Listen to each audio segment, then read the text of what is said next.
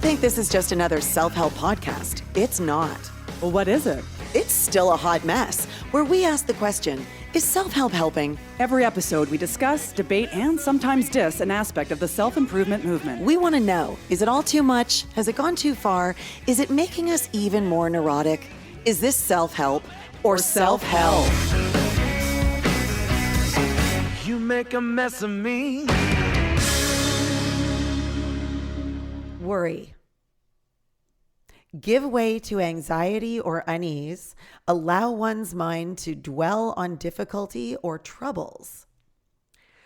Definition 2 of a dog or other carnivorous animal. Tear at, gnaw on, or drag around with teeth. Oh, you've been reading the dictionary. I can be a bit of a dog with a bone sometimes. So the noun is a state of anxiety and uncertainty over actual or potential problems. Worry refers to the thoughts, images, emotions, and actions of a negative nature in a repetitive, uncontrollable manner that results from a proactive cognitive risk analysis made to avoid or solve anticipated potential threats and their potential consequences. What? I can't relate whatsoever. Not at all. Especially here in 2020. Right. Just gnawing away at stuff. Yes. Worry. That to shake or pull at with the teeth. I think That's worry. Yeah. I think It feels like I'm doing that sometimes, and I'm really metaphorically speaking, I think that's where I've been since about the middle of March. Yeah. Yeah. So timely, yes. What we're talking about today is probably very much on everyone's minds. Yeah. Worry. Are you worried? What are you worried about? And then outside of the current pandemic situation, worry has become a major focus in our lives. Well, I think it's one of our favorite habits, really.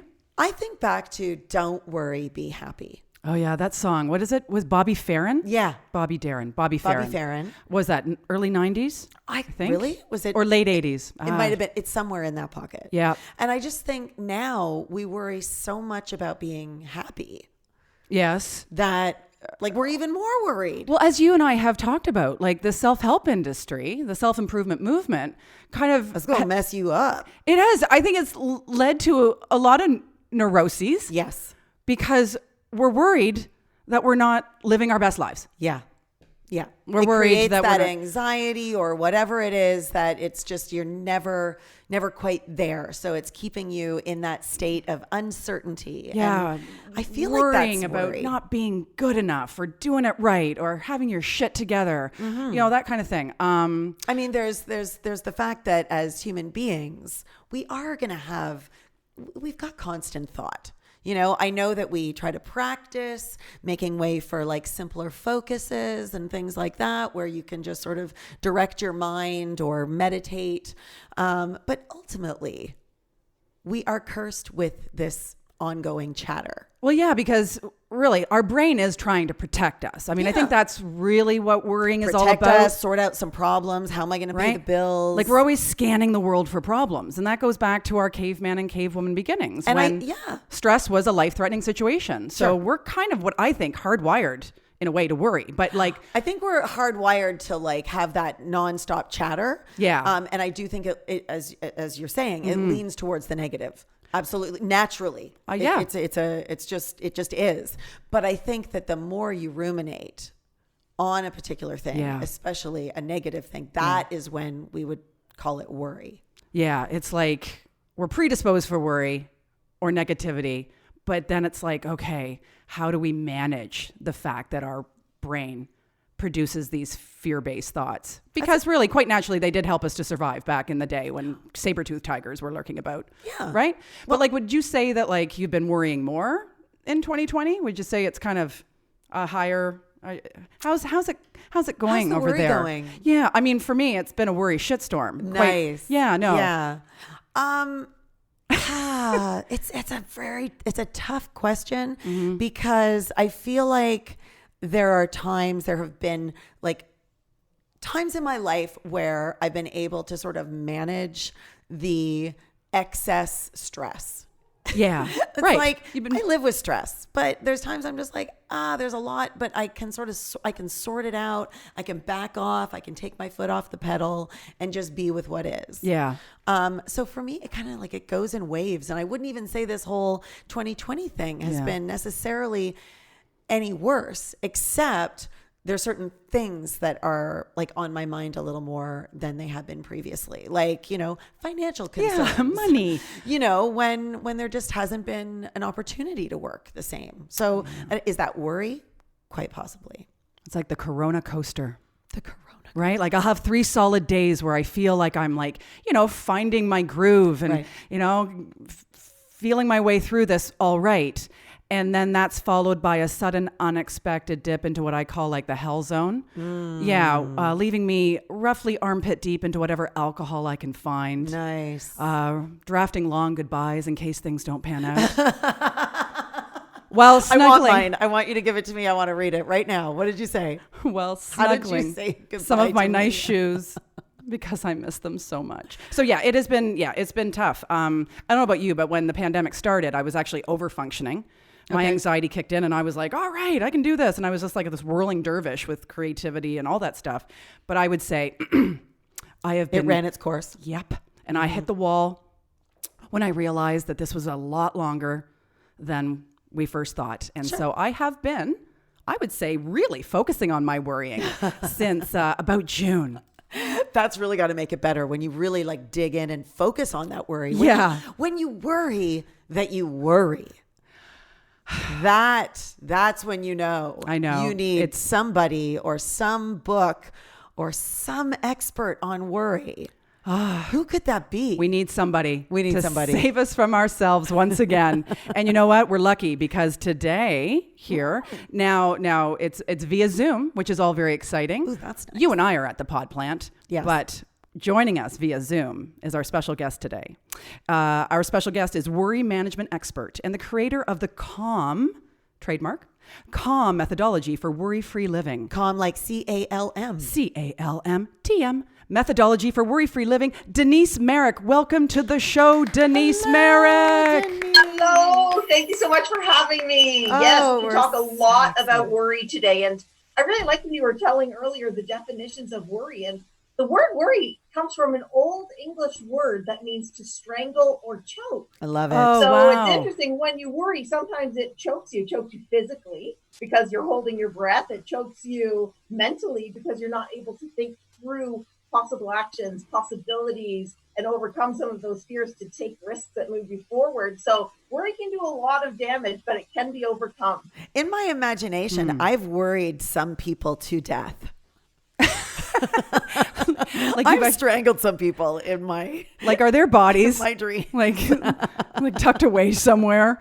That reminds me of that saying, if looks could kill, you'd be lying on the floor. Right. Exactly. Well, Denise, okay, so your book titled Calm, right? It's a proven 4-step process designed specifically for women who worry. And this is based on a seminar you've been delivering for many years, which is called From Worrier to Warrior for Women. So the first question is, why is this such a female-centric issue? Like, are women predisposed for worry more than men?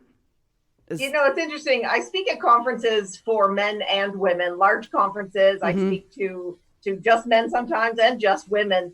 And I was in an elevator one time with one of the men who was at a conference, and the elevator doors closed. And he said, so your book, it's just for women. Where is the book for men? Right. And I said, well, men tell me they don't worry. And he said, we lie. So yes, men definitely do worry. I think sometimes they're less likely to admit that they worry because in our society, people want to think, oh, I'm not, men would say, I'm not worried. That's for women. Right. And no, of course, we all have concerns. And to say that men would never worry is silly because it's actually biology. In fact, in 1997, they found the worry gene. So there's 2 specific chromosomes. And if you get a short version, so there's a short version and a long version. And if you get 2 long versions, you'll tend not to be a worrier. But if you get a short version, or I guess you could say the short end of the stick, then you're more apt to be someone who worries a lot. So you're saying our worry is somewhat predetermined in our genetic makeup? Yes, you can be a born warrior. My mom used to say to me, Denise, you come from a long line of warriors. Oh, wow. I come from a long Luckily- line of fast walkers. Even I was one of the biggest warriors around. And I'm telling you, if I can stop worrying, anybody can stop worrying. Wow. Well, my level of shame and self-loathing has definitely decreased just in this moment. Right. That Just I to might know that it's out of your hands. a little bit like, But then it's not. like Actually. then I guess it's just something for us to manage. If Yeah. we've got this kind of wiring, it's like, okay, here we are. Thanks, mom and dad and everyone else that came before them. So yeah, it's just now our job to deal with it. Yeah, Yeah. absolutely. People will say to me, Denise, okay, you're the worry management expert. Does that mean you never worry? And I say, no, we're genetically wired to worry when something is going wrong in our lives. I just don't worry incessantly about things that I have no control over anymore. So when a worry comes in, which it does, it's an emotion, it's like a wave that'll come in, and I can catch it really quickly now and say, okay, so what is it that I'm thinking? And what am I telling myself? And what actions can I take to control the controllable? Or is this something that I need to let go? And I know we're going to dig more deeply into that. I just want to share this one story with you, which really explains the passion of why I care so much of helping people to let go of worry. So one day after I had written my book and it was out there in the world, I opened up my email and I had this subject line, and one of the titles said, "You probably hear this all the time, but your book literally saved my life." Oh, Now, wow. of course, that's the first email that I opened. There was this long email inside, and it was this lady from England. And she said that she had been suicidal. And she said a friend of hers came into her room and she said, "Don't leave your room until you've read the first chapter of this book." And it was my book, Calm. Oh, wow. And she said, "I'm never leaving this room, and there's no way that a book can help me. So just put it on the shelf." And she said her friend put it on the shelf, left her room, and she said something inside her just kept saying, "Read the book, read the book, read the book." So she said it wouldn't leave her alone. So she picked up the book and she said she started reading it, which was a miracle because she hadn't actually read a book since she'd left school. And she said then she read the first chapter, the second chapter, the third chapter. She said, "I finished the book that day, and then a miracle happened." She said, "I made my way down the stairs for the first time in 4 weeks." She said, "I ate my first real meal for the first time in 4 weeks." And she said, "Now it's 6 months later and I'm going back to work." And she said, "I just want you to know if it wasn't for what you have written, I wouldn't be here today." And That's you know, fantastic. that's why Wow. I do what I do, because one of the things I know we'll talk about today is those dark moments, because we can all get there, even me, where suddenly life throws some curveballs at you and you find yourself in a really dark place. And the key is to understand that that's not just because you can't see any light at the end of the tunnel, it doesn't mean it's not there. Sometimes you just need some more tools to help you to find your way out. Wow. Right. So sometimes it's not as simple as just flipping a switch. There's certain practices or things that you can actually do to help yourself find that light. Absolutely. You were talking about, I think it was in your chapter about influence, because one of the things that I had remembered from childhood was when I learned how to drive. Well, I guess, I must have been around 16. And my mom would say, be careful. And I'd say, like, Mom, I know how to drive. And she would say, "Kelly, I'm not worried about you. I'm worried about the other guy." So in that chapter, you sort of talk about the other guy. And one of the things you talked about was, in fact, related to driving. And if you're worried about something like that, take a defensive driving course. What I specifically like about that is you're saying, do something about your worry.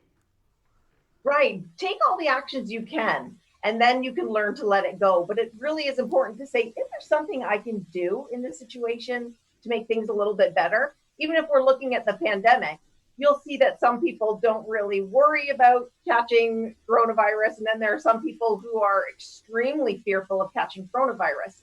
So what can you do, even if you're extremely fearful? Because we can't control the fact that we're living in a pandemic situation right now. So what we can do is follow the procedures the best we can. We can make sure that we're washing our hands before we touch our face. We make sure that we're following the protocols. And that way you're taking action to control all you can, and then still being able to live a life with more inner peace. Oh yeah, that's Right, true. because Focus that's one on thing solutions. that right? Susan and I were talking about. We loved the fact that just take action, and you can find some control in a situation. But we were specifically talking about the pandemic and what happens when you don't feel there's any control. But I guess ultimately there is always something you can do. Yeah, like just a little baby step to just kind of bring down the hysteria that's swirling around in your brain. Like, for example, I have felt very stuck with my career because, of course, just like you, Denise, I've spent the last many years in the conference and event industry. And, of course, that's gone a bit sideways. And so I reached out to my life coach, one of my life coaches, Lucy, the other day, and I just feel calmer. The fact that I'm now going to be doing something. working with her this fall and seeing what we can do to kind of get the ball rolling again and kind of get me unstuck. We did it once before, so maybe we'll do it again.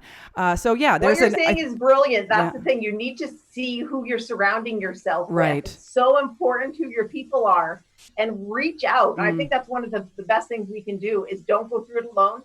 And that's one of the strategies that I talk about in my book is talk to someone else for a second opinion. Yeah. And when you're going through that, all I mean by that is going to someone you trust and saying, listen, here's the situation I'm in, and here's how I see it. How do you see it? And just don't choose a worrier. Right. Oh, that's right. You don't want to call someone who worries more than you because they'll be like, oh, that's terrible. And then you create a bigger synergy of worry. So you want your go-to person to be someone who worries a little less than you do. Either that, or maybe you sit there and go, wow, I'm not the hot mess I thought I like, was. I'm like way better than you are. Do you need a little help? You want to talk it out? Comparatively speaking, Role reversal. I think I'm actually quite grounded. Yeah, I also think that when there's some sort of strategy or a way of breaking something down, the simple act of breaking it down in the moment will also help because you're doing something other than focusing on the worry. Right. So if it's a procedure that, I think there was something that you mentioned in the book, but to like step outside yourself, to look at something from a different perspective, just the act of doing that creates a shift. Sometimes just the very act of writing down what you're worried about and seeing it on paper helps. Oftentimes we just sit there and we allow the thoughts to snowball over and over and over and over and over. And it seems so big in your head. And when you take a piece of paper and a pen and you write it down, you think it's not that big. And then you can take the actions on that. But get it out of your head and onto paper. Sometimes it's important too, because one of the reasons we keep worrying about the same thing is that we worry that we're going to forget what it is we're worrying about. Yes. So if you put it out there on paper, as we get older, realize, okay, this is what I'm worried about. I won't forget. It's on my to-do list. I can worry about that later. And the other thing, just about writing your thoughts down. So I'm a journaler. I don't journal every day. There's times I go, for a month or 3 months and I'm journaling every morning. And then all of a sudden I take a break, and I don't know why it is that happens. I think there's just phases to all of this self-work that we do. But when I look back on journal entries, I'm amazed at how negative they are. And I discovered that really what I do is when I do my morning pages, I'm really just dumping out all this crap. I'm just like this and that and complaining and blah, blah, blah. And then it feels like I'm lighter and I can sort of tackle everything. I guess you're getting it out. I get it out. Because isn't it right, Denise, that if we don't get it out, it then just like finds a place in our body and starts to then, of course, fester and perhaps lead to illness. So and it is good doing to like the artist way that was specifically like every morning. And I found that as I went along, because you had to do, I think 3 pages every time, by the end, I'm actually getting more positive. Right. So it's like I've dumped out whatever I can. And then, things are looking up. Yeah. And I know we hear so much about gratitude, but it really does work. I remember when I was going through some situational depression in 2017, I bought this book called The 5-Minute Journal. And what you do every morning is you have to write down the things you're grateful for. And then at night, the things that were great about the day. And then what happens is your brain throughout the day starts to look for it because oh my goodness, at the end of the day, I'm going to have to write down the things that I'm thankful for. So what's good is happening right now. And you start to train yourself to get into that habit. And then you start to see, all of the goodness that is actually surrounding you, because when you're in that dark place, it's very, very hard to see it. And really, aren't all of these things a practice? Like, no matter what it is in self-help, it's like, it's not a simple solution. It's actually a way of life. Yeah, you listed about 43 habits in the book that can, basically help you to, improve your mood and improve your perspective. And I Just 43. It was a list That's of a lot. It's called the Worry-Free 43. Worry-Free 43. I like And, it. some of them really jumped out at me, like things that I found were kind of unique, like be adventurous. Like learn something new. So it basically just takes your focus away from, the story in your head, the drama. And I kind of felt that way when I was on vacation last week. I was learning to sail with my dad on his new boat. And for a few hours, Susan got a mental holiday. You're engaged in something. Yeah. And I just was like, that's it. I'm all about the doing. Yeah, no, you are. I'm just like, if something's not working, go do something. You don't like it? Go do something. Like, it's the cure-all. I made a few notes about ones that I kind of stood out to me. Do what you're afraid of. I liked that one. Like, if there is something in your life that you are putting on hold because of fear, the key to releasing that anxiety is actually doing it. Like, feel the fear and do it anyway, of course. Another one I like is focus on your accomplishments. I think that's... Yes, sometimes we focus so heavily on our failures, and that's when we bomb. And they seem so big because they're so painful. But if you stop and you can say, hey, you know what? I've done so many great things. What are these great things that I've done? Yeah, this one... It's really also important to, when really you're trying to hard one achieve for a me. particular goal, when you write down what you've already achieved, you're able to say, you know what? I've done these things. I can also do this. There isn't anything stopping me. This one stood out for me because in the midst of the self-improvement movement and this obsession with being, better, we have this, what might be an unprecedented focus on goals, which is naturally a focus on what we have yet to do. And if we're not careful, as we stare out the space between where we are and where we want to be, we can dwell in a sense of lack. So I thought this was very important to remember as we're striving to be these better human beings. That, hey, there's a lot in the past that we've managed to do and in ways we've evolved. Yeah, let's not just unpack the bad stuff. Helpful. Let's unpack the good stuff. Yeah. The thing that's really helpful to keep in mind is it's happiness. There's a myth to happiness. And the myth is that we're supposed to be happy all of the time. And if we're not happy, it means something is wrong. And that's not true. Happiness is an emotion that comes with the happenings around us. So if something is happening that is good, we feel happy. And if it's something that's happening isn't good, we're not feeling happy. And so it's important to understand that if you're in a place at the moment where you're not feeling happy, that's okay. You don't have to be feeling happy all of the time. And it's really important to understand that there's nothing wrong with you. And thank you. We've talked about this quite a bit. When you're talking about the goal setting, when we believe that we're supposed to be happy all the time, we think, okay, I'm gonna get to this goal. And then once I get there, then I'm gonna feel happy all the time. And then when you get there, you think, well, wait a minute, why aren't I happy? And they think, okay, that must have been the wrong goal. I'm gonna go over here and I'm going to get this. Wait a minute, why aren't I happy? Just like when I first published Calm, actually, I did think that once my first book was published, I was going to be happy. And then my life did not suddenly change when those books came in. I was still me, living in the same place, still the same thing, but now there's a published book. That's all that happened. So what we need to focus on is not the end result of achieving the goal and now I'm going to become whatever, because you're still going to be you. You want to focus on what you're becoming and who you're becoming and the skills you're gaining as you're striving towards that, because it's in the growth where the glory is. That's where the goodness, that's where all the gold is coming out. So in the moment right now, even if you're striving towards the goal and you haven't hit it, this is fabulous because you're growing, and that's what's important. Right on. I also talk about trusting yourself, and this one really stood out for me too. Because as I've come to understand through your work is that a lot of worry is born out of self-doubt.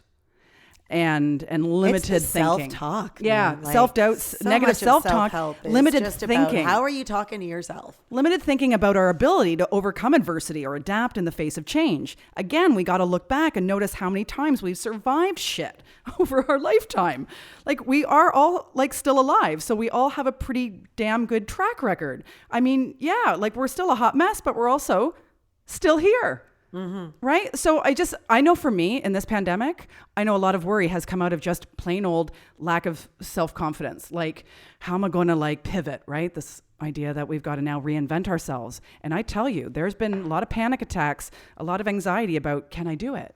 Okay, but have you asked yourself, am I starving, tired, ovulating, or perturbed? Otherwise known as hungry, tired, hormonal, or upset? I know. See, Denise is the queen of acronyms. So we've got the CALM acronym, which we will quickly go through at one point. But then there's we've got also the STOP. STOP. Yeah. So when you're freaking out, I love keeping it simple. I love it like, to be able too. to go, wait a second, stop. What is that again? Right. Am I starving? Starving, Probably. tired, ovulating, perturbed. Usually I'm all of those. But, I think it's excellent that you created this acronym and you've got this idea in the book, because often it will be, in a way, a physiological situation or a biological situation that's kind of then leading to something heady. And then just like you had said earlier, when I said that we can be born worriers and that there is a worry gene, and you said you automatically felt better about yourself, realizing it's not necessarily your fault, and it's not your fault. We need to give ourselves a whole lot of grace. We're so hard on ourselves. And you know what? We're all doing the best we can. I think there's a great Walt Disney quote, and Walt Disney said, "Why worry? If you've done the very best you can, worrying won't make it any better." So if you can say, "I'm doing the best I can," and if you're not doing the best you can, should you feel guilty? If you say to yourself, "Am I doing the best I can?" Yes, great. You're doing great. If you say not really, then should you feel bad? Of course not. Worry and guilt never solve anything. You could just say, well, where can I make some tweaks? But oftentimes, I would say 90% of the time, we are doing the best we can, even if that best in the moment is napping. Maybe you're tired. The best you can do is have a nap, and sometimes that is the best thing for you. And sadly, I think that sometimes we're conditioned to feel good about feeling bad. Does that sound weird? Like you can get used to feeling like, to wallowing, to staying in that stuck feeling, to staying in that dark place. Like, we can get used to that, and it creates some very odd kind of comfort. I think it works for some people. I've never been there where I some felt people. it comfortable to be in a dark place. It's because you're not an artist. Help me kind of explain some people that I know who are chronically grumpy. Maybe they find comfort in that. Or they may not have learned anything different. I mean, this can come from childhood, where it's not just a gene, it's also conditioning, Listen, and to feel bad is the safe place or the familiarity, as opposed to, I'm afraid it to start feeling good. Yeah. What do you got there, Denise? You got a story. A story that happened when I was 5 years old. So I was growing up in South Oshawa, which was an Stop bragging, Denise. part of my community. And my father, who was an alcoholic, at 5 years old, my sister, she was 8 years old, so 3 years older than I am. And of course, we were doing what sisters do. We were fighting. And it was a Friday night, and my dad said, "You two kids go to your bed right now and don't get out of bed tomorrow morning until I come and get you." And he said, "If you step 1 foot out of bed tomorrow morning before I get you, I'll kill you." So as a 5-year-old, you think, oh, wow, my dad is actually going to kill me if I step 1 foot outside of my bed. And so the next morning, my mom comes to our room. She was someone who worked back then, because I was growing up in the 70s. Most moms in my neighborhood did not have a job, but my mom had to go to work. And she said, "I don't know why you're not allowed to get out of bed this morning, but I've brought you a coloring book and crayons." And so she put the coloring book and crayons in the little desk in my room, and then she went to work. And I couldn't reach them without putting 1 foot outside of my bed. And I knew my dad could always see somehow everything I did. So I didn't get them. And then I was sitting in my bed waiting, and eventually my dad comes downstairs. And my sister and I had adjoining rooms. And he said, I am so sick of you and your sister fighting. I'm giving you up for adoption. And he put the suitcases in both of our doorways. And I didn't do anything at first. I was standing there looking at my suitcase, and I do remember thinking, I don't know my address. I'm 5 years old. I've been on the planet that long. I don't know my address. I don't know where my mom works. I don't know how I'm going to get home.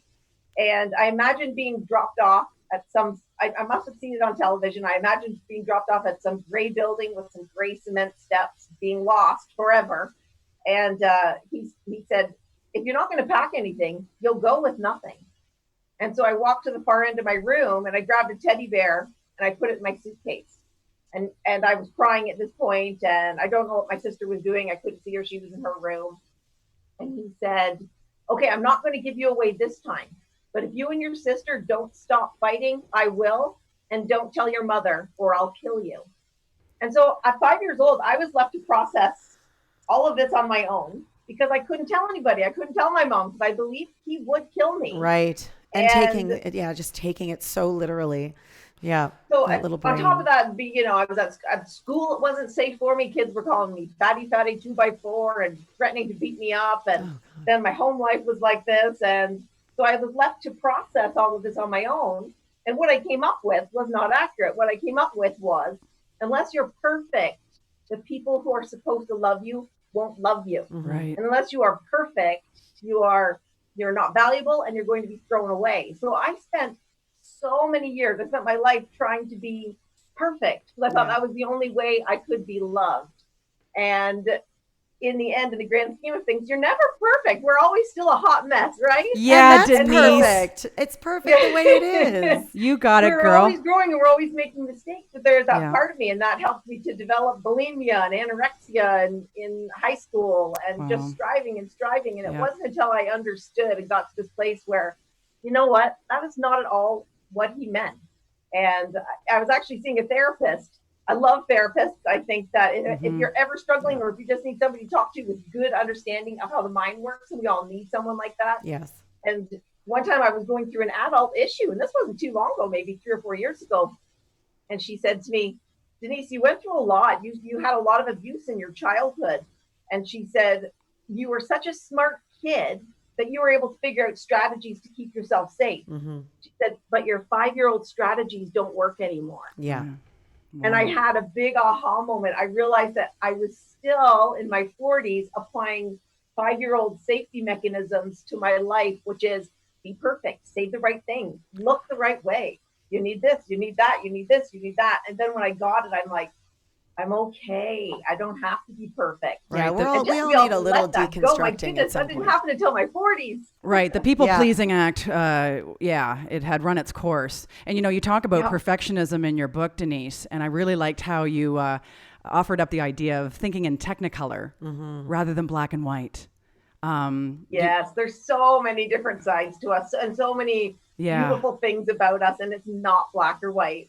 I really thought that was a very cool analogy or even a symbol in my mind. Now I can think, all right, girl, it's not just like it's perfect or it's shit, right? Like it can be good enough. Like, or you did your best. Hey, you've learned a bunch today. You'll get them next time, or whatever other shades of gray or other all colors. The pretty colors. It's so good. When I was talking about my schooling, I was thinking last night going to sleep as we were doing this interview, and I thought, what's one of the things that I like to share? And I thought, okay, so I want to tell you quickly about 3 bullies in my life. The first bully was Sherry. And I was in grade 5. And I caught the dodgeball in class. That's a simple act. That's what happened. I caught the dodgeball. She didn't like it. You caught the dodgeball. I see. Dodgeball. Okay. We were playing dodgeball in gym. Oh, Denise, you can be such a bitch. So Sherry wanted to beat me up. So all day long, Sherry's doing that action where she punching her hand, intimidating you. Her fist. And so I thought, oh my gosh, I was never a fighter. I did not want Sherry to punch me after school. So I ran home as fast as I could. And my dad saw me and he said, I saw you crying after school. What's wrong? And I said, well, Sherry said she's going to beat me up after school. Here's my dad's advice. You can't come home from school tomorrow until you fight her. Oh my goodness. Oh, So that more that was guidance my from parenting dad. Yeah, advice. yeah. See, I told you That my guy's school was pretty gotta- tough. And so the next day, Sherry's there doing that same threatening motion, punching her hand and punching her fist into her hand. And after school, honest to goodness, it was like one of these movies. So it was an L-shaped stool. It was Conant Public School. And where the doors let out was in the crook of the L shape. And everybody knew that Sherry was going to beat me up after school. So they all came out and went in like a circle around us. Oh my God. And my heart was pounding. And I just knew I had to fight her because I wasn't allowed to go home.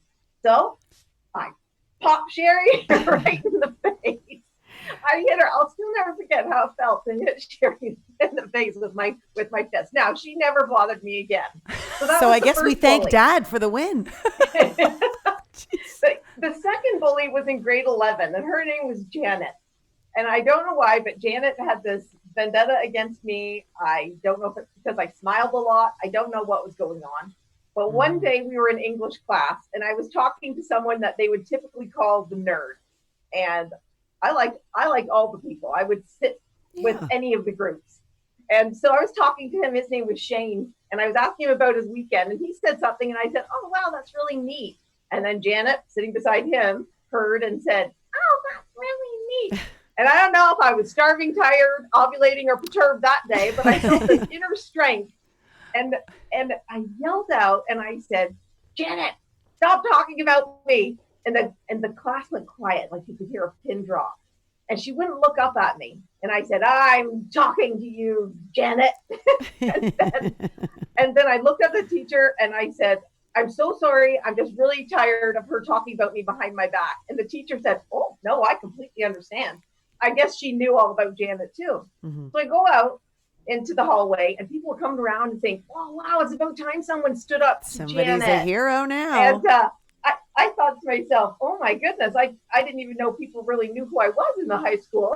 And the trouble was in the next class, because remember, I was growing up in the 70s, high school in the 80s, so I had typing class. Right. So I was in typing class, and I just gone to the back of the room. I thought, who would bother with that? Oh, I had to, typing I think. class, it was so effective. Keyboarding, so as we'd call it. I sharpened my pencil, and I was walking up between the aisle, and then there's Janet. And now in this class, she had her gang with her. So her friends that were part of her bully group were there. She was walking towards me, and the others were behind her. And she said, why don't you sit down? And I remembered my dad saying, he had told me afterwards, never back away from a fight. He said, if you need to fight, he said, you just stand strong. And then if you feel like you're losing, then run. So that's what he told me after. So I thought, I have to stand. And so I said to her, why don't you sit down and shut up? Oh, and she did. And she never bothered me again. So if you think about the bullies, the first one I had to use my fist in that. Don't recommend it. I'm not suggesting people do it. The next one I used my voice. Well, what happens when the bully is in your own mind? Right. What happens when the one who's telling you to shut up because you're not worthy of standing up? What if that's in your own mind? Yeah. What if the bully that's saying that's threatening your best physical health, your best emotional health is just the bully in your mind from all of our past programming? And that's, I think, our largest fight in life is to guard against our own negative thinking and free ourselves from the negative thoughts. So again, it's not going to be permanent. You're not going to have this one day where now you'll never have negative thoughts come in. They're going to come in. I mean, it's part of our programming. It's part of our wiring. It's the way our brains work. But it's identifying it and then taking the steps to challenge those thoughts. We need to challenge our thoughts. We just automatically sometimes take it as fact because we feel a certain way. But feelings are not facts. Feelings are often emotions generated by the stories we're telling ourselves. We tell ourselves scary stories, we feel afraid. We tell ourselves negative stories about ourselves, we feel doubtful. And so we need to change those stories, become aware of them and change them. So the C in calm is exactly what you're talking about. Challenge your assumptions. And so assumptions are us assuming that whatever the opinion, the judgment, the story in our mind is true. Right. So become aware of the assumption. Say, what am I assuming right now that's causing me to feel stressed and worried? And then say, okay, first of all, how likely is it that this is going to happen? See, oftentimes as worriers, we have the question wrong. When we have all of these negative thoughts, we don't ask ourselves, is it probable? We first say, is it possible? Yeah. When I'm worried about what's going to happen, is it possible that I'll never speak at an actual convention with laughter in the audience ever again? All right, Okay. that's hitting a We little all close to ask home, Denise. Yeah, that was yesterday. Don't make me start crying, okay? And I said, Susan, you said it's done, it's over, it'll never do it again. It'll never, the opportunity will be gone forever. And I said, Susan, you've said that before. And you were like, oh yeah. Oh, sure. I can go down that rabbit hole good and hard. But anyway, it's true. Yeah. It's like possible versus probable. I love that little shift. It's like, yeah, we got to I don't know, when we get out that crystal ball about the future, right? We got to really ask ourselves, really we got to remind ourselves that the future is unknown and there are so many possibilities out there. And also intuition versus worry. You have a chapter on that. Can you speak a little to that? Yes. So if you're trying to figure out if your intuition is telling you something or a really good, that inner voice that sometimes you don't listen to it. Yeah. And then you think, why did I not listen to that inner voice again? Yeah. So what's the difference between that inner voice and worry? Well, oftentimes it depends what happened first. So if you feel the fear after a series of negative thoughts, it's probably just a bodily response manufactured by your thinking. Mm-hmm. But sometimes your intuition will just come to you out of the blue. Yeah. Right. Yeah. True. Yeah. It'll just hit you. But I was just taking time to see if anything was hitting me out of the blue. Just checking in. And she got nothing, by the way. I got nothing. I'm not sure if you've read the book, Denise, called The Gift of Fear by Gavin I love DeBecker. That book. Again, written for women, and it's all about listening and trusting that feeling in your gut, tuning into your intuition when something doesn't feel quite right about a situation, such as a guy who is insisting on helping you carry your grocery bags to your door. And so you're feeling like something's just not right. Like, why? But I don't want to be mean. I don't want someone not to like me. I'm supposed to be nice. And so, unfortunately, the book does contain a lot of stories of women who regret not listening to that little inner voice and wanting to please and not rock the boat and don't be rude. And so, of course, they have some very dark, terrifying stories because they didn't tune in. And so, I think it is important to go, oh yeah. I haven't really been thinking. I've been feeling something, and that's the intuition that you want to listen to, rather than the feeling following that chatter in your mind. Right, and if you ever feel like your life's in danger, don't worry about being nice. There it is. Yes, yeah, exactly. And let the consequences be what they will be, but far better to just take that action. Yeah, be a hot mess.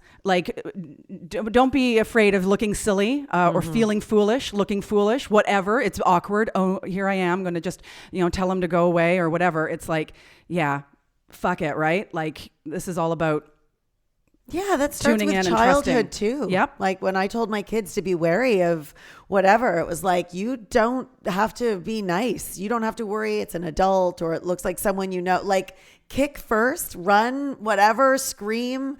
It's okay, because if they don't mean you any harm, they'll understand that they've put you in a scary position. And I really recommend that every woman read that book, Gift of Fear. Yes. We need that book because we are still programmed to be nice. Yeah. Mm-hmm. And you can be nice and strong at the same time. I mean, somebody doesn't like how you're talking or how you're looking at them. It's more of a reflection of who they are as opposed to who you are. Oh, that's true. That's true. Yeah. It's so important. I remember one time, I hadn't read The Gift of Fear yet because I was only 14 years old. I was walking home from a friend's house, and the situation was, at the time, it was a farmer's field all on one side, and then 6-7 foot high wooden fences lining the backyards of the houses that were on this other street. And I was walking, it was a very isolated area from that one particular area of walk. And as I was walking down the hill in this area, I saw a car coming up the hill on the other side. And the guy stopped and he rolled down his window And he said to me, "Can you please tell me how to get to McDonald's?"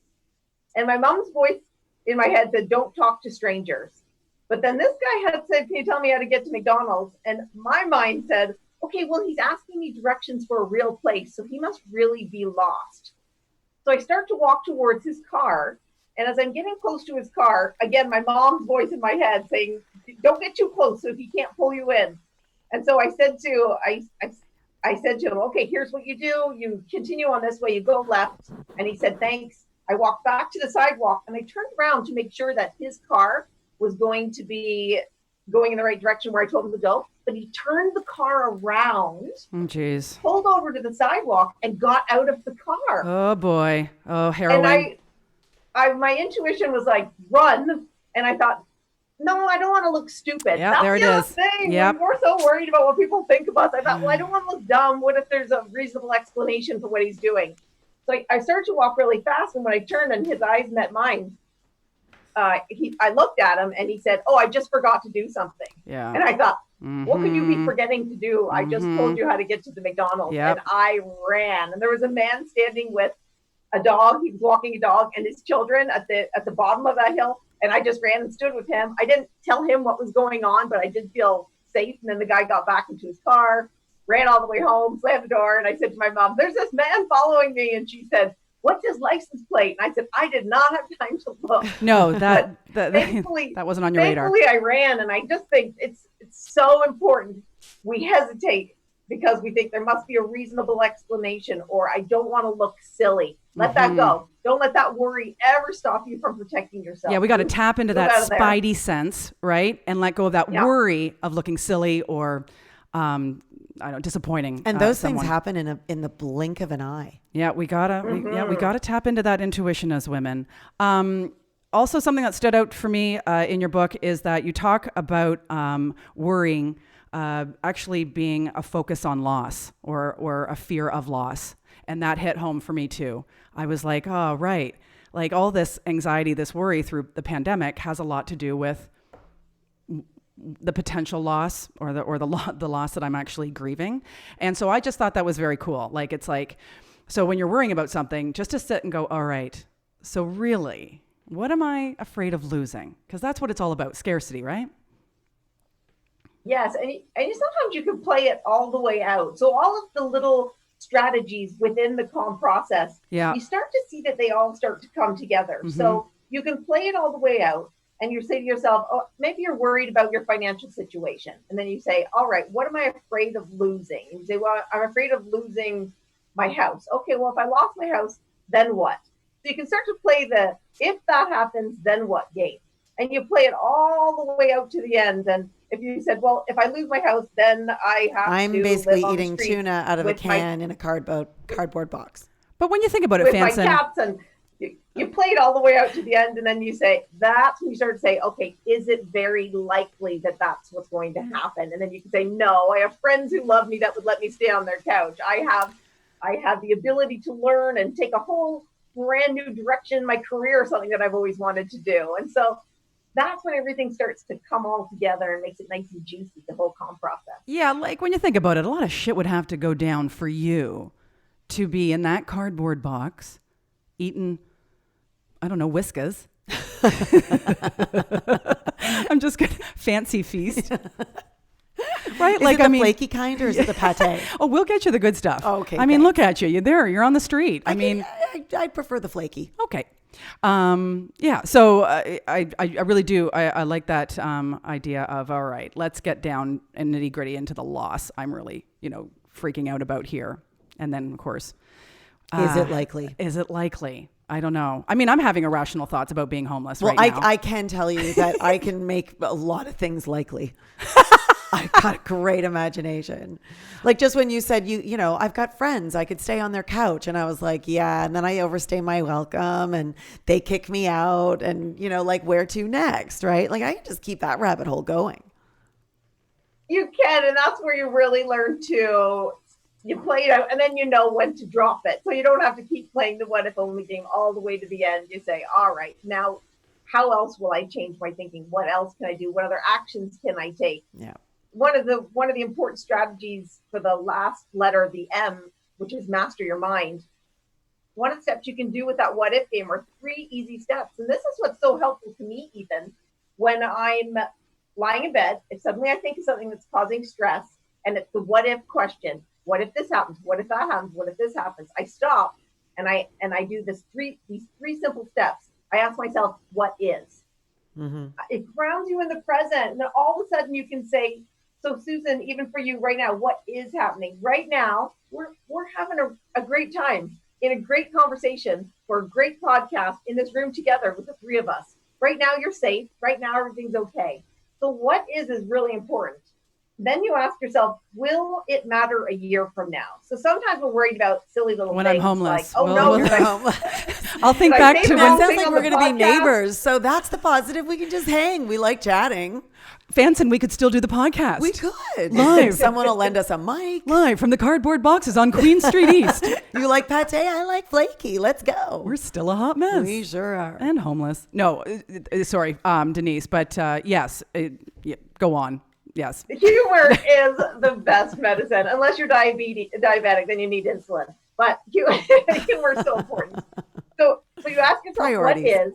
Will it matter a year from now? Which helps to give you perspective. But if you say to yourself, yes, if what I'm worried about happens, it will matter a year from now. Then you remind yourself, I'll handle it. So just think about everything you've been able to handle. But again, that is trust in yourself.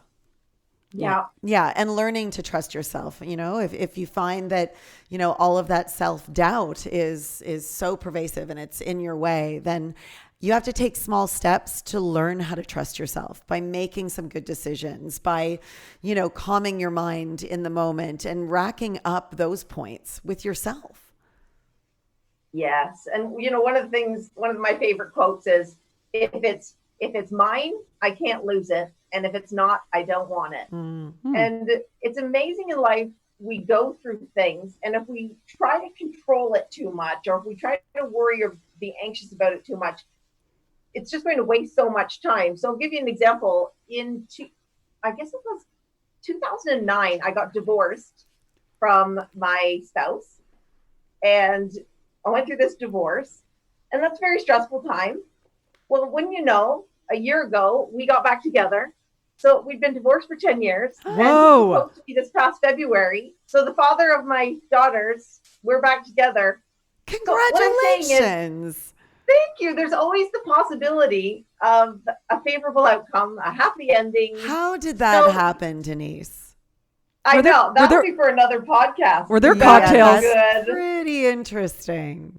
It's pretty interesting. And now the beauty of it all is, so we got back together over a year ago. Like I said, he proposed in February. Both my daughters got married, one last October and one this January. So we were able to be together. And now we have our first grandchild who's 4 weeks old, and we can do all this grandparenting stuff together. And it's like, wow, you can't predict the bad things that are coming your way. So why worry about them? And you can't predict all of the goodness. Right. Oh, Denise, that is so inspiring. I mean, it's great. You talked about, you know, just being open to happy endings and not losing hope.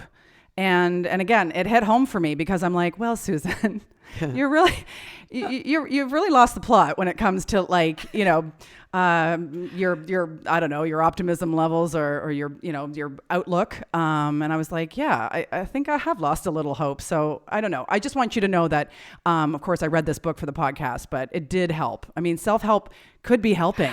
It did help. In some ways it helps. Yeah, I don't know. I just found it very uplifting at parts. You know, your messages this book is so clear. Like, your message is so clear, and you do make it simple.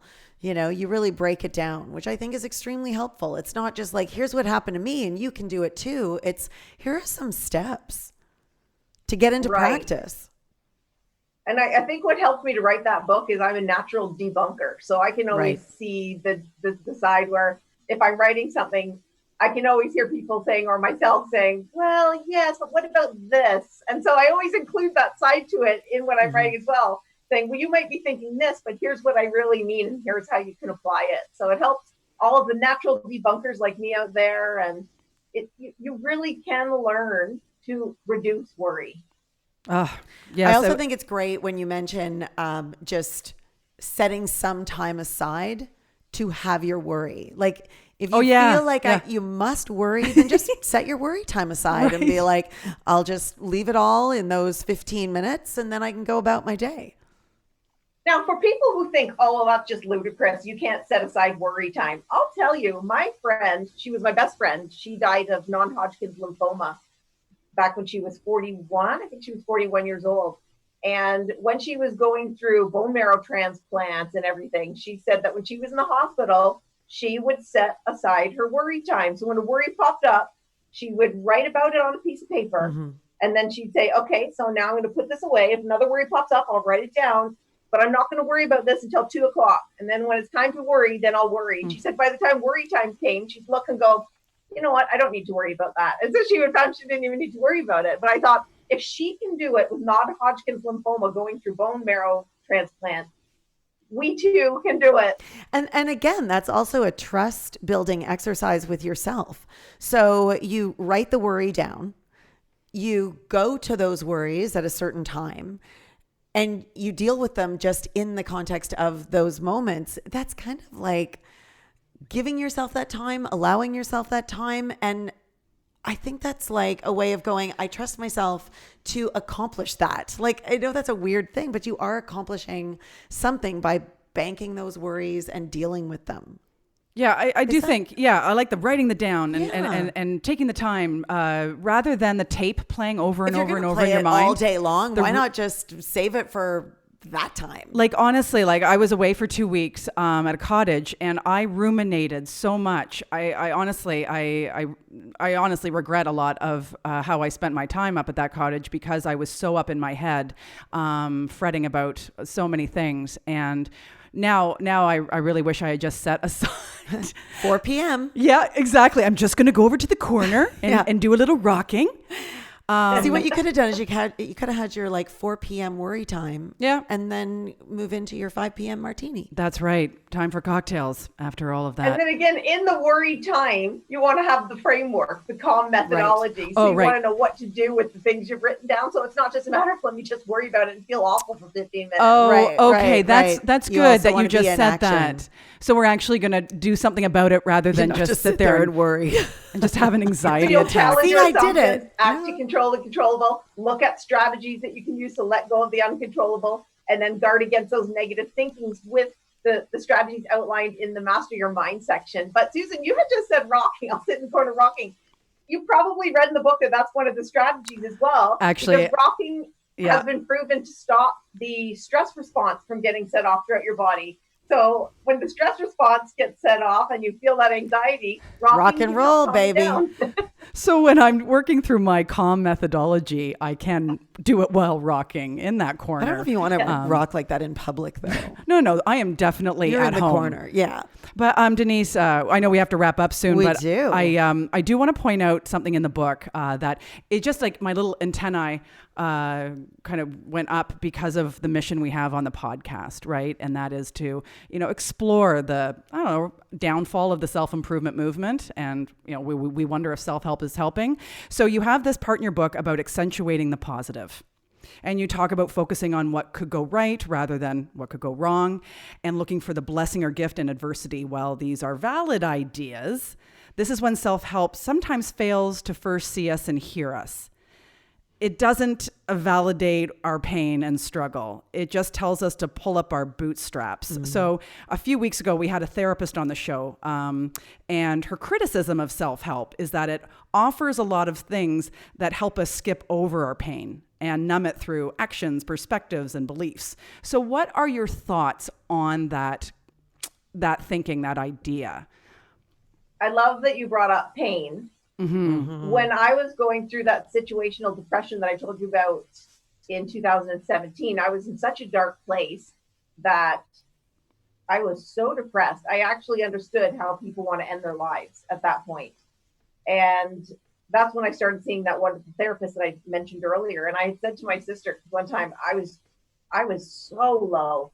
And she said, Denise, you can never end your life, because that just passes the pain onto someone else. Mm. And so I knew I would never want to pass that pain onto the people who love me.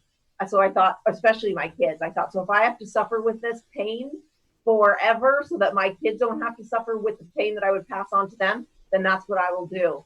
And the message in there, the little gem is, don't pass on the pain.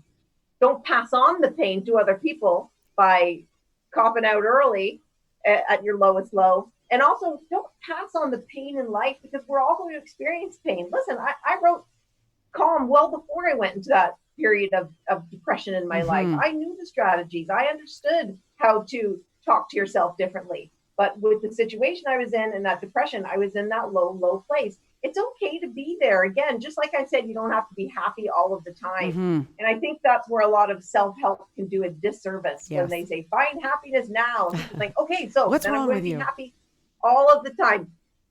You're never going to get to a place where you're happy all the time in life. You can get to a place where you can still feel at peace, even in the sadness and even in the yuck and even in the depressed part, where you're still feeling, you know what, I know I'm okay. And okay is okay. Yeah. I don't have to be perfect. I don't have to be better than I am.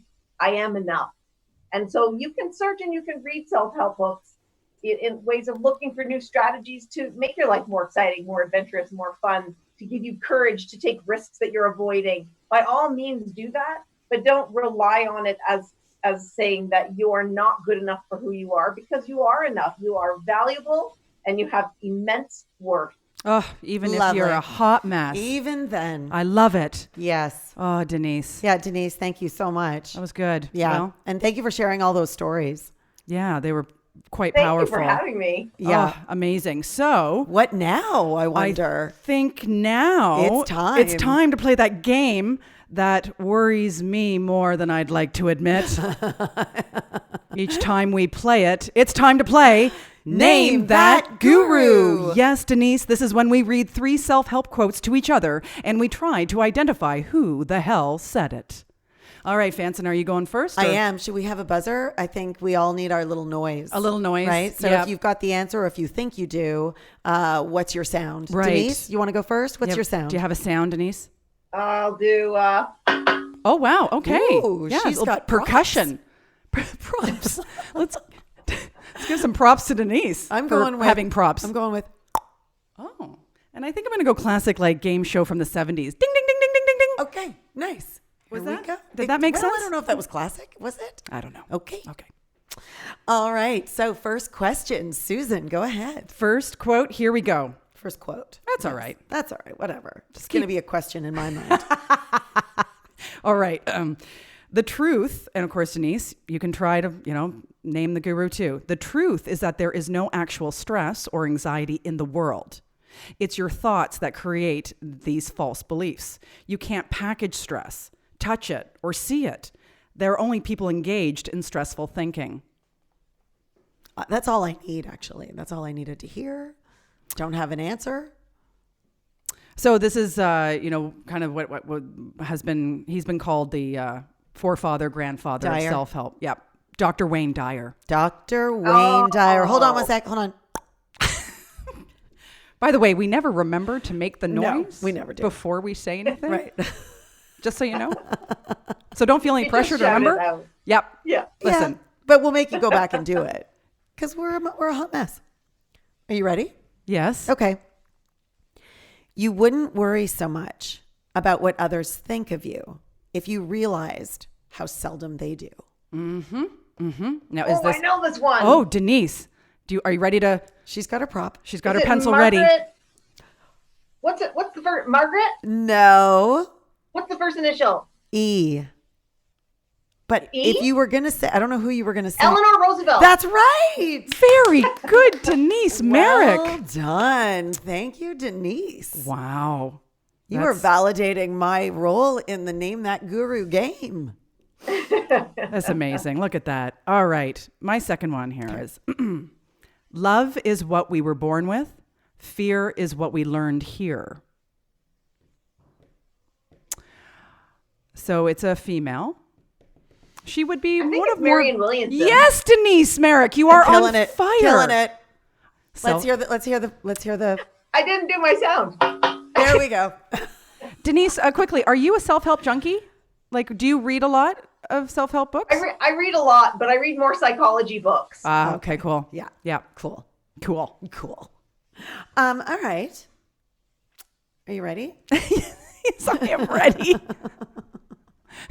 You're not catching me off guard here. Okay. I just want to make sure it's someone you know. Oh, Get the inside right. The outside will fall into place. is that like an author or It's like a guru. get Sounds like something my mom would say. What's your mom's Actually, name? I have to. What's your mom? Who's your mom? What's your mom? My mom's name is Laura Forbes. Okay, Aw. no, that's not who it said. That's not who said it. Sorry, can you just say it again? Get though? the inside right. The outside will fall into place. Yeah. Very like gnomish. Oh, Eckhart Tolle. Yeah. I hate that I shouldn't describe Ding, ding, them ding, that ding, way. ding, ding. Oh, yes, sorry, Susan. No, honestly, if we don't describe them, we're It's not tricky. gonna. Yeah, it's damn tricky. Yeah. Okay, here's my last one. I have mentioned this quote in a previous episode. I love it so much, and I love this author. You are afraid of surrender because you don't want to lose control, but you never had control. All you had was anxiety. Brené Brown. No. No. One of my favorite authors. Her famous book has 3 words in the title. Susan Hay? No, she sometimes gets mixed up for the girl that played Laura Ingalls on Little House on the Prairie. Oh, that doesn't help, but She shares the same last name as the actor who played Laura Ingalls on oh, that still doesn't help. Little House on the Prairie. Yeah. Is her first name Jen? No. She's a novelist that kind of has fallen into the self-help world. Thank you to Oprah. Ooh. She's actually a writer of fiction, but she did write one self-help book about creativity a few years ago. Oh, Melissa Gilbert. And with that, it's actually Elizabeth Gilbert. Melissa Gilbert was who played Laura Ingalls right, yes. on Little House on the Prairie. Yeah. Yeah. So all the Gilberts Look got at all that. Okay. Yeah. Eat, Pray, Love. Eat, pray, love. Yeah, There you go. That's a great quote too. Yeah, I really do like it. Mm-hmm. Did you do your 3 or is this your third one? This is mine. Okay. My third. Okay. I'm ready, by the way. All right. Are you ready, Denise? I'm ready. Okay. Susan's going to like this one. If you trade your authenticity for safety, you may experience the following: anxiety, depression, eating disorders, addiction, rage, blame, resentment, and inexplicable grief. Yeah, that's, I think, ding, ding, ding, ding. Yes, I think Susan? that's Brene Brown. It is. Yeah. Yeah. Yeah. Yep. Just bringing your mama home. Wow. All right. Well, I mean, that's That's the game. that's the game. I mean, unless Denise, you have a quote for us. Yeah. Do you have anything in your mind at the top of your head, or don't feel like you have to do that right now? There's one, but I don't think you'll know who said it. But it's one of my favorite quotes. He says, Try us. walk away from the 90% who won't and join the 10% who do. Oh, well, I do like that. Yeah. And you're right. I have And no his name idea. is Jim Rohn, and he was my mentor. He never knew it, but he had a cassette series back in the day called The Art of Exceptional Living, and it changed my life. Wow. Can we still find that cassette? You can, but now you'll be able to download it. Got it. All right. Thank you. Thank you, Denise. So Denise, yes, thank you so much for being with us today. Yes, it was a real pleasure. If someone wants to learn more about you or order your book, which we highly recommend, or purchase your online program, because you have an online program like the CALM program, where can they find you? So the best place to go is my website, Yep. denisemarek.com. And if you go to denisemarek.com/resources, Yes. you'll be able to find where to purchase the book. You'll be able to find even a free downloadable ebook that you can get, Wow. as well as additional information, resources, and strategies. So that's the best place to go, denisemarek.com/resources. Well, right on. And it's all there. Yes. Beautiful. Well, again, thank you very much. Thank you to our listeners. Yes. Hopefully we have maybe lessened your worry here today. We hope so. Send us Yes. your comments. Yes, send us. We'd love to hear from you. Yeah, we should get an email address so they can do that. That Let's would do be a that this good- week. Let's do that. Okay, put it on the list. All right. If you were worried about that, we yeah. can just do it. Let's take that action. There we go. Well, it's been fun to see you again, Fanson. And you too, Susan. Until next time, you're Kelly Fanson. And you're Susan Stewart. And we're Still a hot mess.